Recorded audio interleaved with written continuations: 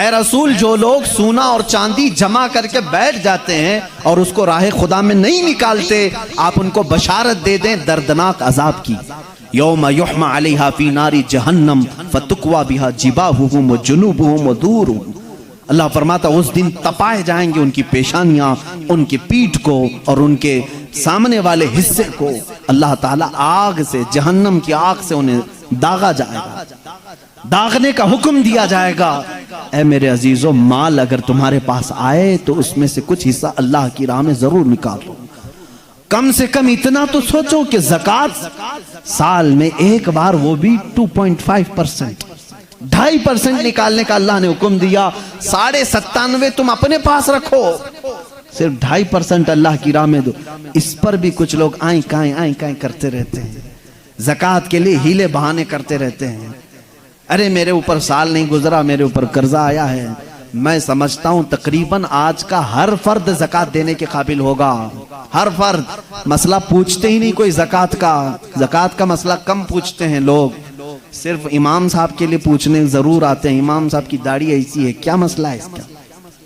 हाँ, ये मसले हैं। तलाक के मसले पूछने आओगे, निकाह के मसले पूछने आओगे, ज़कात के क्यों नहीं आते? इसलिए कि माल निकालना पड़ता है। जिसको माल से मोहब्बत है उसके लिए दर्दनाक अजाब की बशारत है, इस माल में गर्क हो जाओगे। और याद रखो, मैं जो बात बता रहा हूं 97.5% तुम्हारे पास है। कहीं अगर अल्लाह ने यह हुक्म दिया होता 50% अपने पास रखना, 50 अल्लाह को दे देना, क्या हाल होता?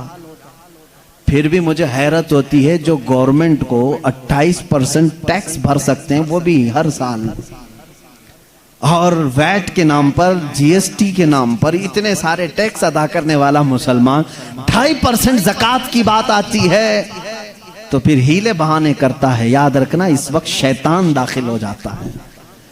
मैं उन लोगों को भी देखा हूं जो क्लबों पर, सिनेमा पर अपने अय्याशियों के लिए लाखों खर्चा करते हैं, सफर पर जाकर के आए इधर से उधर, लेकिन साल में ज़कात की बात आई तो नहीं निकाला।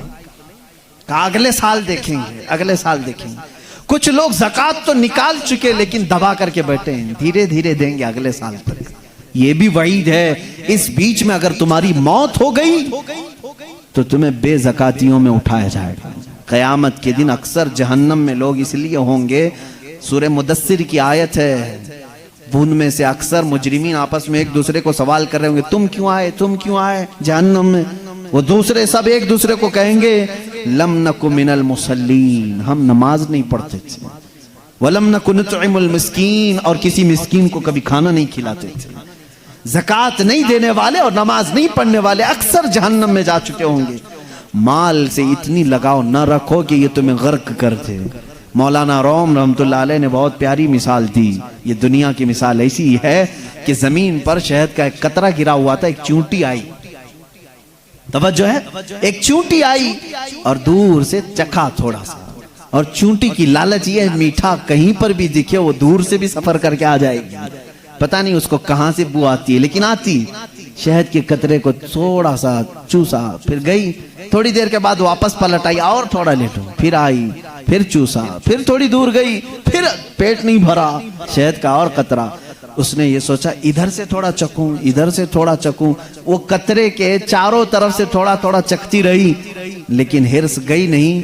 फिर चूंटी ने ये सोचा ये साइड का मजा ऐसा है, मीठा है, बीच शहद के कतरे के अंदर पता नहीं और मजा होगा, तो वो शहद के उस कतरे के ऊपर चढ़ती है। शहद के अंदर चिपचिपाहट होती है, गम होता है, मालूम है आप सबको। ऊपर चढ़ करके वो सोची कि बीच का मजा लूं, लेकिन जब ऊपर गई तो उसके सारे पैर चिपक गए, हाथ और पैर चिपक गए, मुंह भी शहद के कतरे से चिपक गया, और वहां वो फड़फड़ाती रही। थोड़ी देर के बाद उसी शहद के कतरे में उसकी मौत हो गई। मौलाना जलालुद्दीन रूमी रहमतुल्लाह अलैह फरमाते हैं यही दुनियादार का हाल है। पहले सोचता है थोड़ा सा कमा लूं, फिर सोचता है इधर से कमा लूं, उधर से कमा लूं, उधर से ले लूं, सब जगह से कमाने के बाद फिर सोचता है वहां का हाल क्या होगा। बड़े बड़े लोग जहां बैठते हैं क्लबों में क्या चलता होगा, वहां बड़े बड़े पार्टियों में क्या चलता होगा, वहां घुस जाता है। जब बीच में जाता है तो उसकी मौत आती है, इसी दुनिया में वो डूब कर फना हो जाता है। ऐ मुसलमान तुम ऐसे ना बनो, ऐसे ना बनो। अल्लाह के नबी सल्लल्लाहु तआला अलैहि वसल्लम से मोहब्बत का गलबा रखो। अल्लाह इस दुनिया की शरारतों से हमारी हिफाजत फरमा।